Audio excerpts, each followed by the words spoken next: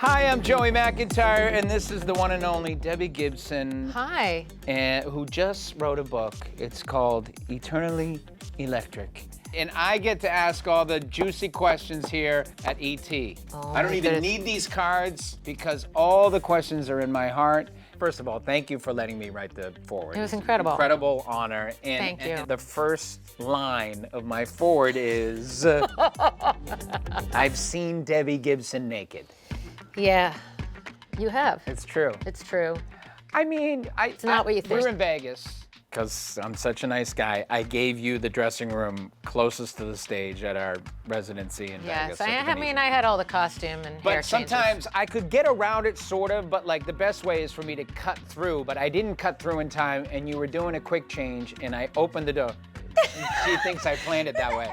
She does a take. You make like I'm doing the bend and snap. Yeah, He's like, I walk in and you're like, Yeah, like that. who, me? Yeah, yeah. Not even. Well, see, even when you're not trying, you're just so graceful. Now, I'm in like a 3-minute I closed the quick door. change. It happened so fast that she wasn't sure what happened. I was like, we get on stage, we sing our first number. This was midway through the show, and then I couldn't keep going without confessing. Yeah, he's such a transparent guy. That I saw you naked, and for the next 10 minutes, it was just one one-liner after another. Sexual pun after another that we really weren't forcing it, but it was pretty hysterical. It was really funny. You ended up on the floor. Yes, but, the audience was mildly uncomfortable, but it was.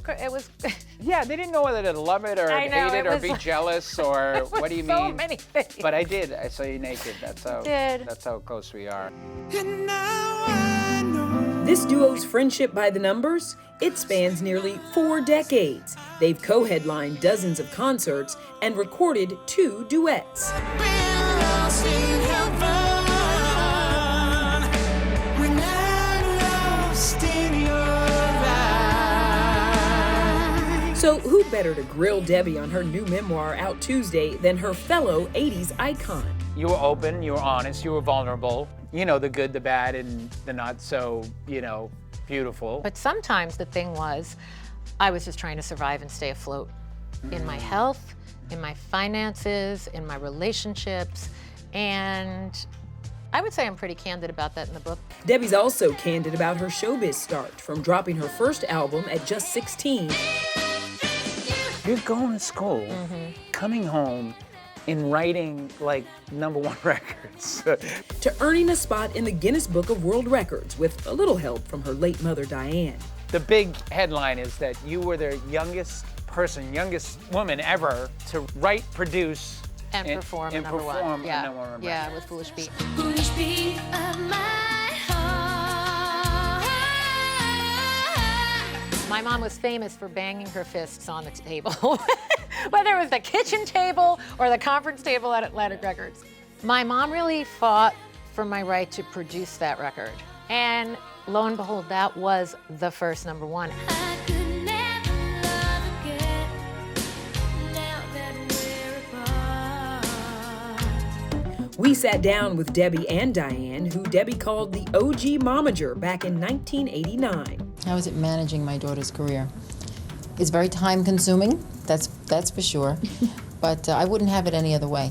I wrote all of the songs on the first album by myself and the second album.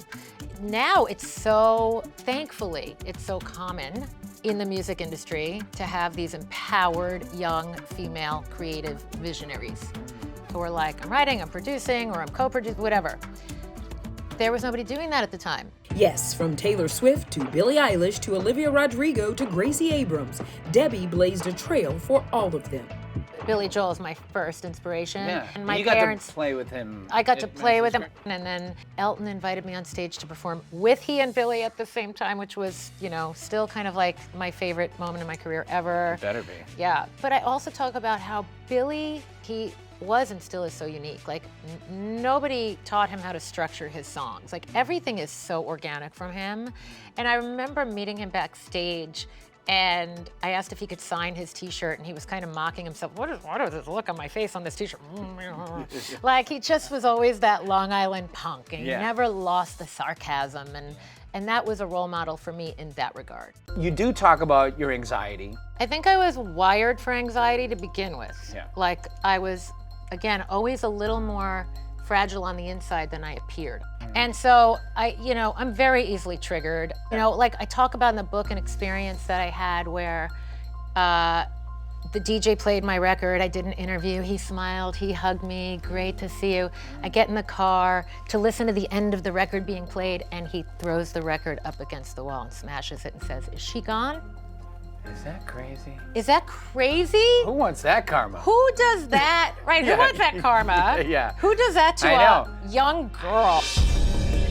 Yeah, fame came with a price, from multiple stalkers to self-medicating with prescription drugs to cope with her tour schedule, to losing her house amid financial spending and medical bills from health issues that led her to her Lyme disease and Epstein-Barr diagnoses. At one point, Les is coming in, that's going out, and Lance Bass came to the rescue for you. He did. Like, first of all, why didn't you call me? No. You wanted that in sync money. His assistant walking up my front steps with a brown paper bag with cash in it was something I will never forget.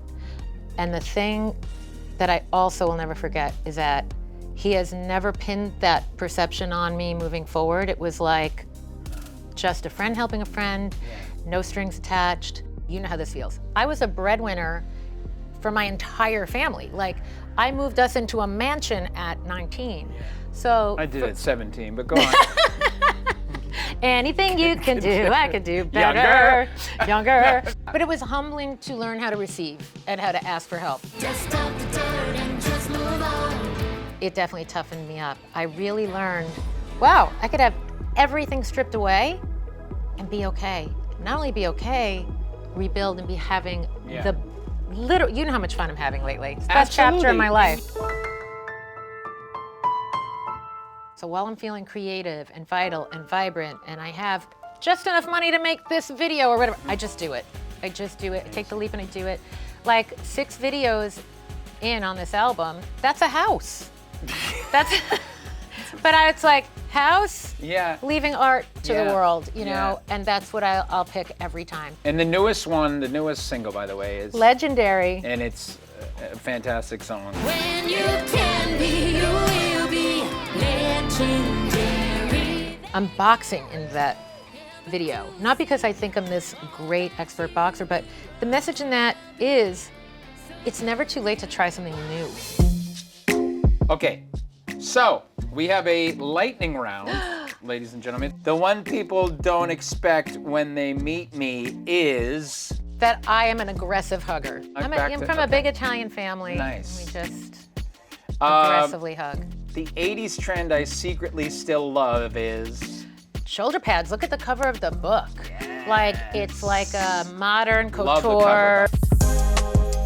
This is the one we get a lot, don't we, Deb? Here we go. The wildest fan gift you ever received was... I got this amazing painting this last year of my late mom, my late dog Trooper, and me all in this photo, and they have halos on, and it's gorgeous. But we could just shift that question to one of the weirdest things a fan ever did, because I talk about it in the book, I think.